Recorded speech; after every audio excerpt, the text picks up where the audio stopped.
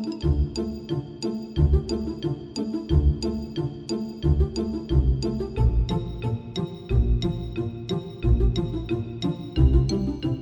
there, it's me, Annalisa Boyd, Orthodox Christian wife, mom to 10, bread baker, candy maker, self-proclaimed doula, accidental midwife, and the author of The Ascetic Lives of Mothers.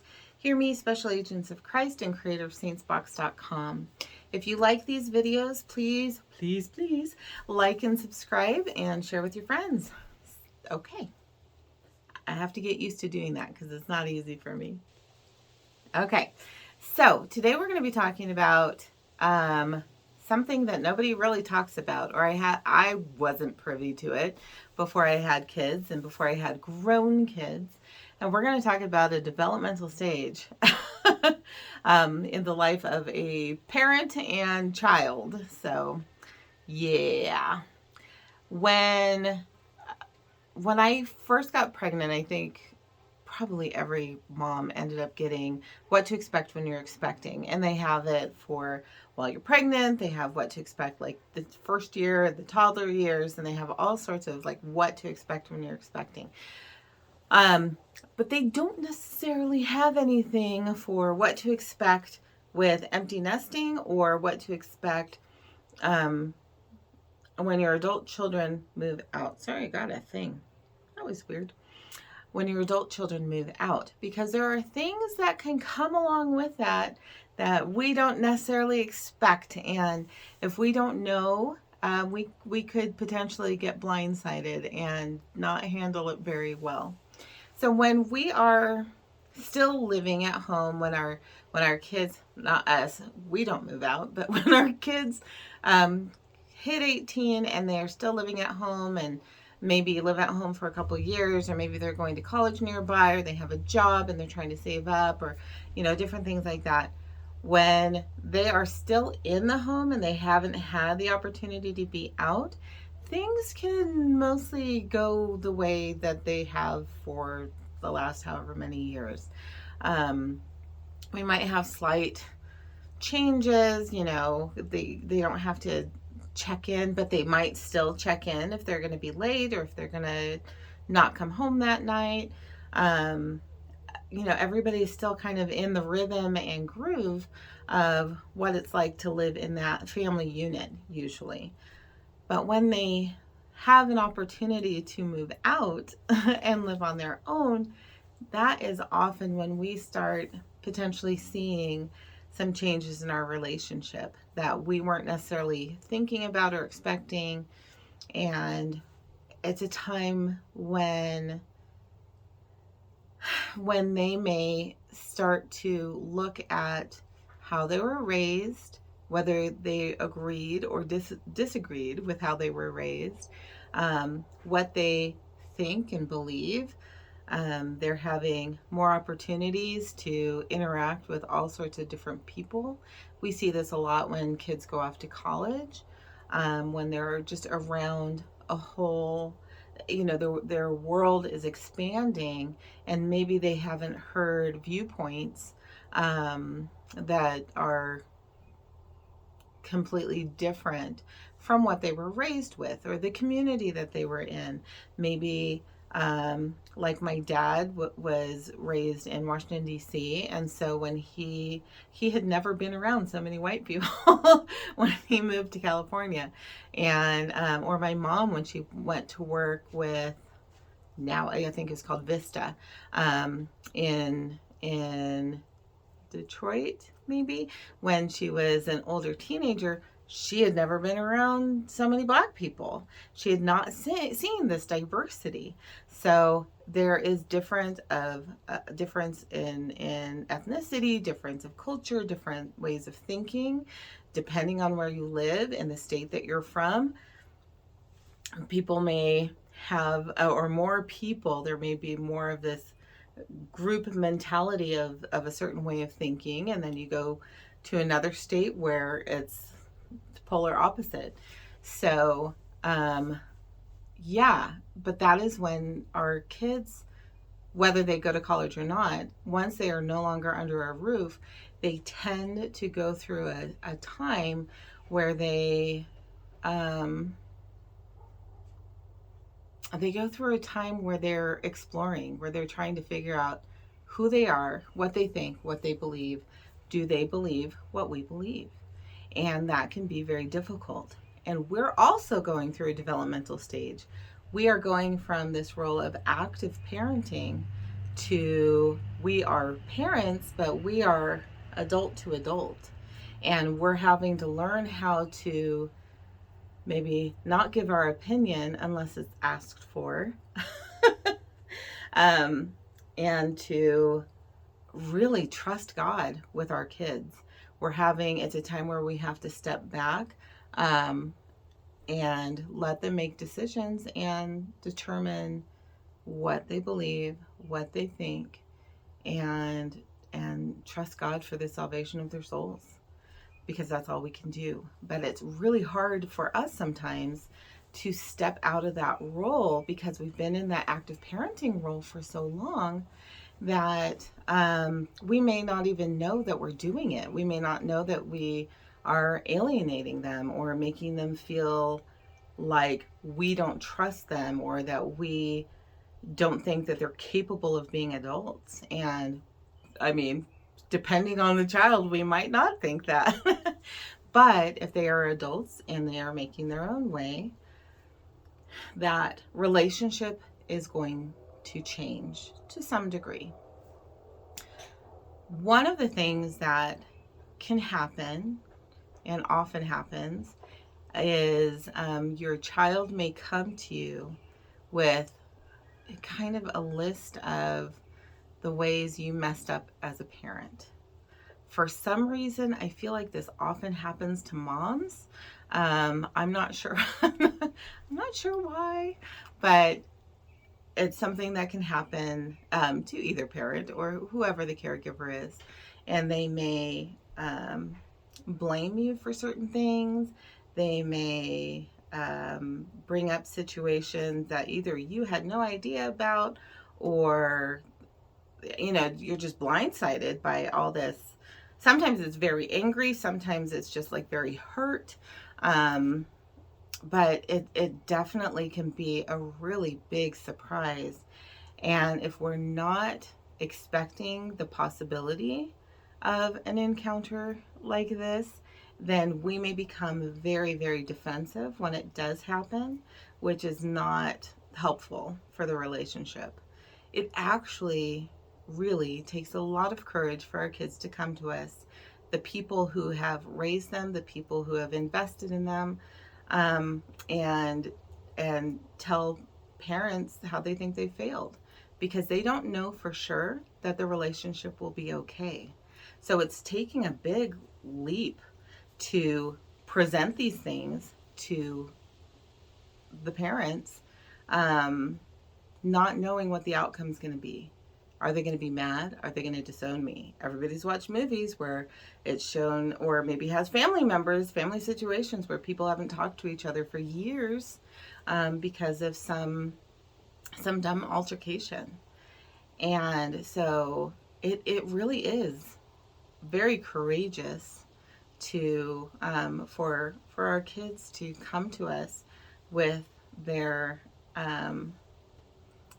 list of things that they are upset about, or their list of ways that you did the best you could but it wasn't good enough. It's important that we don't let them yell at us or belittle us or anything like that. I think it's totally appropriate for us, if things start getting heated, to be like, hey, maybe you can write it down, or we can talk on a different day, because I'm not at all against us talking about hard things. And I know this takes a lot of courage, and it's probably really challenging for you to say these things. But let's do it. It's not okay for there to be yelling, so we can pick to do it on a different day where everyone feels calmer. So it's okay for us to have boundaries as well, but it's important for us to try to listen. And if it is calm and they are communicating or trying to communicate well, just listen. Our job has changed. and we need to listen. I want to be able to have an adult relationship with my adult children. And so it's important for me to hear what they have to say. Now, everything that they say may or may not be accurate, and that's not the point. Especially this first time, the opening of this conversation. It's not okay. I'm gonna correct them in all these ways, all these places that they don't remember correctly, or what. We don't need to do that. We don't need to do that. We need to listen. And we need to hopefully say a little prayer while they're talking, asking God to help us to be able to listen so that we can own the things that we need to own. None of us were perfect. None of us have been perfect. We don't know how some little teeny tiny thing that we may have said or done may have been huge to them depending on the day. If they were having a hard day and we weren't aware of it and we blew them off about something, that may have felt to them that we did not care at all and they weren't important to us. The teenage years are very much like that. We see that with 3-year-olds. Have you ever seen those videos or those pictures where it shows this poor toddler that is just crying hysterically, and then it has a caption about why they were crying, and it's like, this child is crying because I wouldn't let them crawl into the oven, or my child was crying because I wouldn't let them, or I made them toast because they asked for toast, and then they're crying because I made them toast.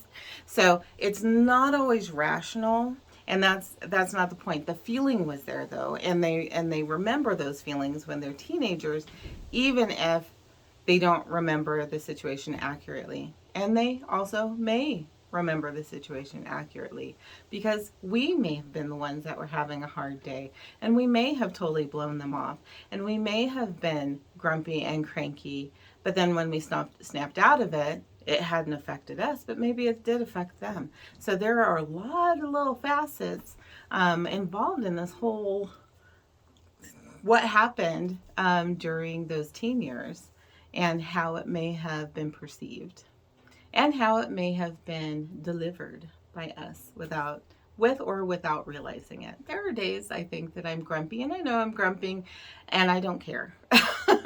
And that's not okay, and I need to be repentant about that, but there are those days. I'm going to absolutely be honest that there are those days. And there are those days for our kids too. But it does take a lot of courage, and we need to acknowledge that and listen, and be willing to own our stuff, and be willing to go forward with our adult children potentially in a new way, in a way that will be very different from what it was like when we were in the active parenting role. Because ultimately, if my children decide not to follow Christ, and that's a hard one, but if they do, my faith was not in me making them Christians. My faith and hope, well, I did think that for a while, I'll put that out there, that I had all this fear-based parenting, and I did think for a while, from what I grew up with, that it was on me to get them saved. And that did cause problems in how I parented, and a lot of my fear did come across either as controlling or as being mad, but I was afraid that I was going to fail them and fail God. But that's going to impact how they receive the things I was trying to give them. It was not always positive. Sometimes there were these like great positive moments. And then other times there are these really not great positive moments. So, but it's, my faith is not in me getting them saved. My faith is in Christ. My faith is in the Holy Spirit working in them. And I may not see the fruit of that. I may not see what the outcome is, but I do have faith that the God who created them, who loves them more than me, didn't abandon them when they moved out of the house. That guardian angel didn't go, oh, well, you're not at home anymore with your parents, so come visit. That is not what's happening. And we can trust the God of the universe, the creator of all things, with our adult children, with our children who are still at home, with everything. But it is such a hard concept to fully embrace, because we want everything to be okay. We want them to love Jesus. We want them to embrace the church. And it can be devastating when they don't, but that is a call to prayer. Not a call to control, not a call to fear. It's a call to prayer. So, when the conversation, I would recommend, if this does happen, ask your child if they want to discuss it, and or if it would be okay. It is important that we actually get permission, because we would with other adults in our lives. So we have to make sure we do that with our kids too. We wouldn't just go to some other adult, and I mean, some of us might, but then it's not a good idea if you're doing this. Go to some other adult and just say, hey, we're going to talk about this, and you need to hear my side. And if we're doing that to other people, you need to go talk to somebody about that, because that's not a good idea. That is not a good way to build relationship. But when our kids come to us and ask us or tell us of all our failings, it's good for us to acknowledge that it took courage, and to ask if they want to talk about it. Sometimes they'll say yes. Sometimes they'll say, nope, I don't want to talk about it, because it took so much effort to put it out there in the first place. Let them know that you love them no matter what. That you can acknowledge, wow, those are some really hard things that you shared. I hope sometime in the future, maybe we can talk about this further. Yeah, that was a lot of stuff. But I love you no matter what. I'm not angry with you, and it took courage for you to share that with me.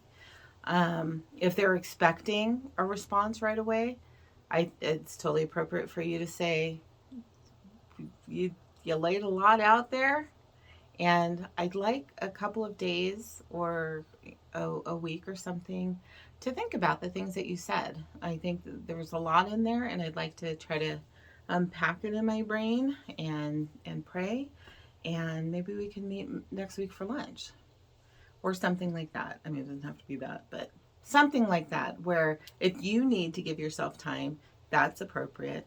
But it's even more appropriate or important to let them know that kind of the ball's in their court, that we're adult to adult now, and that I am acknowledging that you're an adult, and you can kind of let me know what your boundaries are, and I'll let you know what my boundaries are, what I'm comfortable with. And we can work together to learn the new rhythm of our relationship. So, but nobody warns you that this could be coming. You get all the things for the toddlers and the teen years and stuff. Nobody, I can't think of anybody who has really talked about this. So I didn't know it was coming.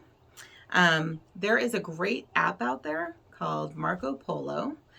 And something that has been helpful for one of my kiddos, I shouldn't say kiddo, one of my adult children and myself, is to use Marco Polo, because it gives us a chance to It's better than a text, but it's like a text. So it's better than a text because it's a video. So you're sending each other videos back and forth. But you're not talking to each other real time. So this child might send a video and express something, some piece of what we were talking about. And I can either send a video or a text that says, "Thank you. Let me think about that for a little bit and I'll get back to you." So I'm acknowledging that we're talking, not mad, but we can see facial expressions and body language and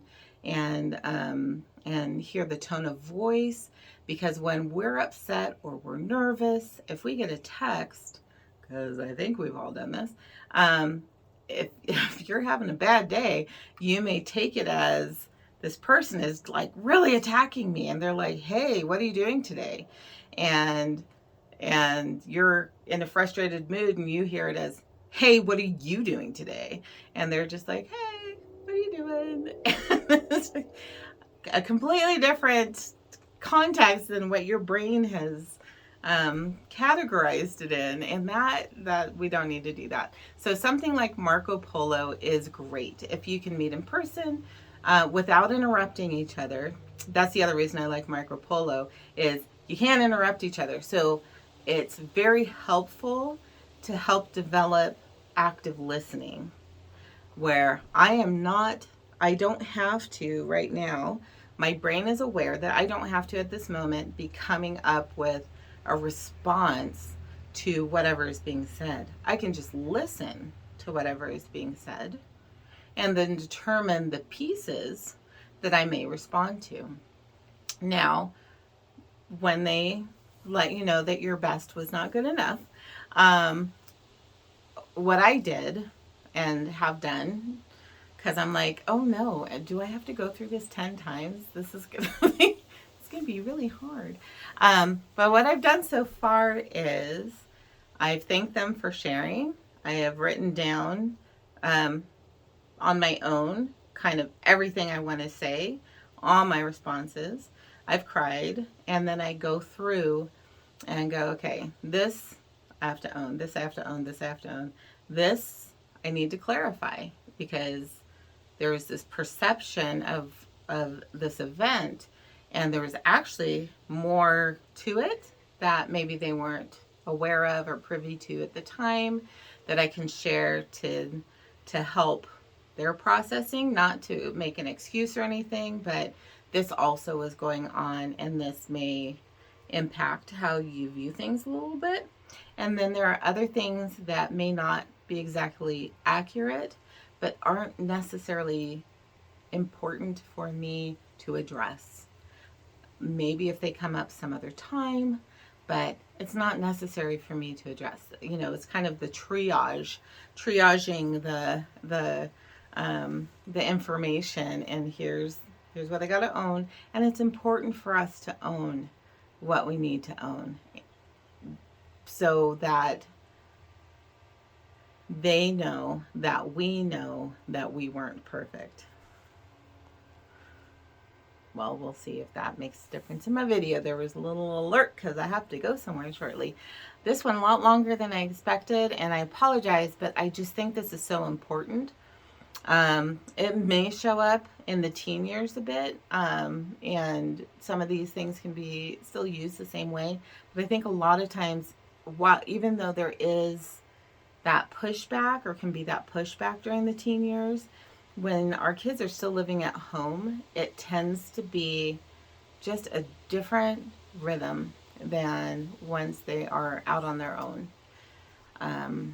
Yeah. Anyway. So there's all the things. Let me know what you think or what your experience has been. Let me know if there's anything that I missed that you found to be useful or helpful in your adult relationships. Some adult relationships are fantastic with your kids. Some families really, did amazing laid amazing groundwork for there to be positive relationships. Some families laid amazing groundwork and there were still challenging relationships and all sorts of, you know, dysfunction and all sorts of things can play a big part in how our kids feel and what they're having to sort through when they become adults. And we need to give them the ability, the freedom to step into adulthood. And we can offer, I think it's good for us to ask permission. You know, like, I've had certain kids call and like dump, and I've learned to say, do you want my opinion or did you just need to get it out? And sometimes they'll say, I just needed to get it out. Like, I don't even want to talk about it anymore. Okay. And we go on to something else, no problem. And other times they'll say, okay, yeah, what do you think? And then I'll give my opinion. But it's learning to be respectful in that new adult relationship. And you can start doing that if you have adults living at home. So maybe it's not as big as of a painful transition when they go out on their own, because you've already started living in a way that is acknowledging the change that has taken place. All right. Anyway, thank you so much. God bless you all. And like I said at the beginning, please, I'm learning to do this, the whole like and subscribe. But if you could like and subscribe, it'll allow this video to get out to more people. I also want to let you know that in the next couple weeks, I'm going to be doing a 7-week series. I was going to start a new YouTube channel just for this topic, because I'm a kind of a closet prepper. And I was going to do a separate YouTube channel for this. I don't know if I'm going to continue with that or not, but I do think it's a good thing for us to discuss. I think a lot about Saint Joseph the All-Comely from the Old Testament, who was sold by his brothers into slavery and saved Egypt and his family by being a prepper. All right, so we'll talk about that. It'll be a seven episode. Are these episodes? 7-episode series, and I hope you will join me. So yes, please like and subscribe and press the alert button so that you'll be alerted every time I post a new video. All right, thank you, and keep working out yourself, and because I'm in there too, let's keep working out our salvation one mama moment at a time.